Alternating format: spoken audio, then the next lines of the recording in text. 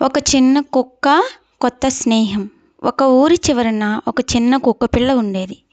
దానికి ఎవరూ లేకపోవడంతో అది ఎప్పుడూ ఒంటరిగా ఫీల్ అయ్యేది.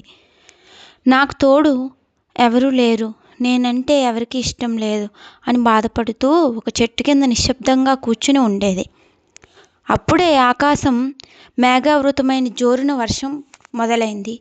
పాపం ఆ చిన్న కుక్క వర్షంలో తడిచిపోయి చలికి వణికిపోయింది.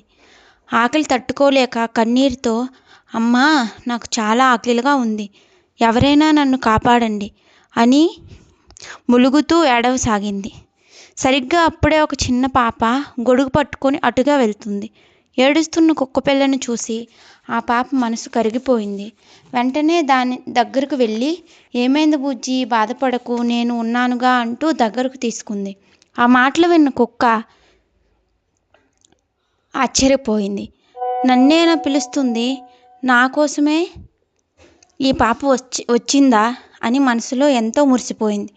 ఆ పాప ఆ కుక్క పిల్లను తన ఇంటికి తీసుకువెళ్ళి దానికి పాలు ఇచ్చి వెచ్చగా గూడు కల్పించింది.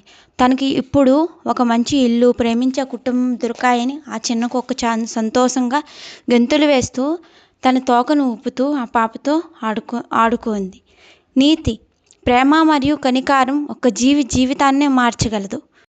Like, share, subscribe. Thank you for watching my channel.